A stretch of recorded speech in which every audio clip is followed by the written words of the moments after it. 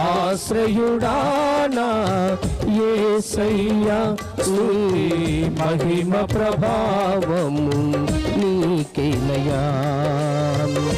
విశ్వవిజేతవు సత్య విధాతవు నిత్య మహిమకు ఆధారము నీవు.